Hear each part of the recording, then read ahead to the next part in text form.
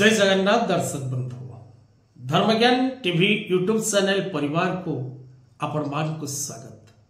जो मित्र माने आमरे चैनल को लाइक शेयर और सब्सक्राइब करि नांती समाने लाइक शेयर और सब्सक्राइब करबा को कदापि भूलंतु नहीं। दर्शक बंधु आज कार्यक्रम रे आमे किछि वास्तु टिप्स विषय रे आलोचना करिबा, किछि वास्तु कथावस्तु उपरे आमे आलोचना करिबा। दर्शक बंधु गृह निर्माण समय रे वास्तु विचार करिवार आवश्यकता रही। जो माने निजर नुआ घरटीए निर्माण करबा समय रे सठिक वास्तु विचार न करंती से माने भविष्यत रे से वास्तु को नहीं अशांति भोग करिबा एवं से वास्तु पाई अशांति लाभ करिबा एवं से वास्तु द्वारा कष्ट भोग करिबा देखा जाइଥାଏ। अनेक व्यक्ति अछंती जो माने कि गृह मध्यर साजसजा और निर्माण कार्य रे वास्तुर आश्रय नियंती नाही एवं से माने पर मुहूर्त रे दुख भोग करिबा परे वास्तु को आपणैबा को चेष्टा करती। किंतु दर्शक बंधु गोटे नवनिर्मित गृह करबा समय रे वास्तुर आश्रय नबा नित्यांत आवश्यक।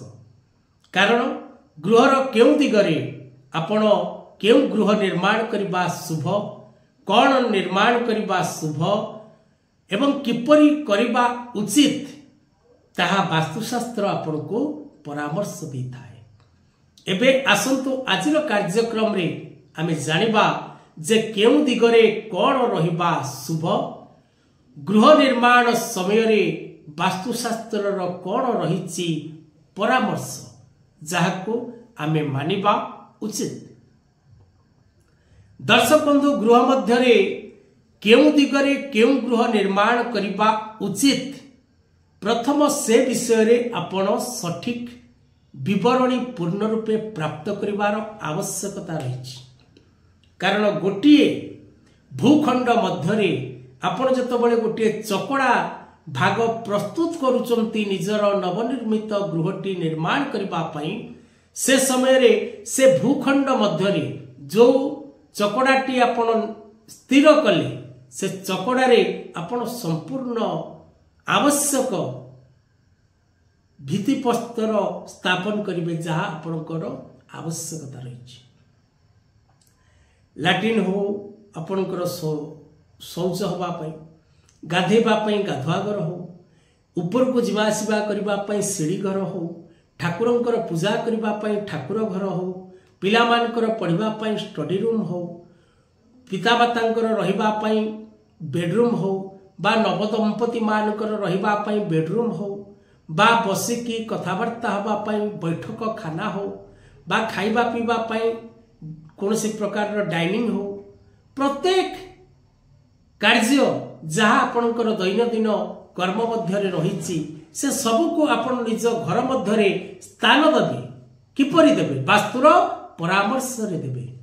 बिना वास्तु परामर्श रे आपण नवनिर्मित गृह कदापि निर्माण करंतु नाही। यह कले आपण दुख भोगिबे, आपणक पिला माने कष्ट भोगिबे, आपणकर आगंतुक पीढ़ी वास्तु दोष रे दूषित ही सदा सर्वदा निर्धनता, कष्ट, दारिद्र, पीड़ा, अशांति चल प्रचल हेबे। या सत्य। तबे दर्शक बंधु पूर्व दिगरे आपण स्नान गृह निर्माण करिबा, आग्नेय कोण रे रोषेई गृह निर्माण करिबा, दक्षिण दिगरे शयन कक्ष निर्माण करिबा, नैऋत्य दिगरे शस्त्र गार सुतिका गृह बड़ भाई किंबा पितांकर बासगृह निर्माण करिबा। विशेष करी दक्षिण दिगरे शयन कक्ष अत्यंत शुभप्रद होता है। पश्चिम दिगरे भोजन करिबा स्थान प्रस्तुत करिबा एवं वायु कोण रे अन्न भंडार, धन संचय पात्र बा बाक्स स्थान देबा। ईशान्य कोण रे पूजा गृह बा जलर स्थान, उत्तर दिगरे आपण देवगृह भंडार जल रखिबा स्थान मध्य करि परिबे। दक्षिण नैऋत्य कोण रे आपण शौचालय निर्माण करि परिबे। नैऋत्य पश्चिम आपण विद्याभ्यास करें बा स्टडी रूम करें। पश्चिम वायव्य कोण आपण विशेषकर रोगी मान को रखिपारे घर जदि कौन रोगाग्रस्त व्यक्ति अच्छा एवं वायव्य बा उत्तर जदि नवदंपति मान को आपण रखते तेबे से क्षेत्रटी उत्तम।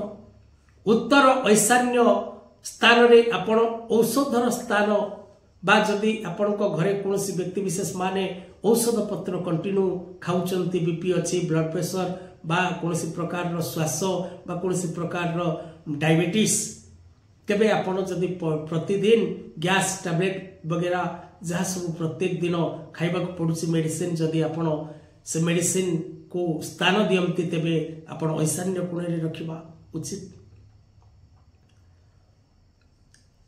समस्त प्रकार संग्रह स्थान ईशान्य एवं पूर्व दिगरे आपण करि परिबे समस्त प्रकार संग्रह स्थान किंतु ईशान्य कोणटी सदा सर्वदा परिष्कार परिच्छन्न रहिबा दरकार नीट एंड क्लीन रहिबा दरकार तेबे गृहकर्ता अत्यंत सुख शांति आनंद लाभ करिथांती।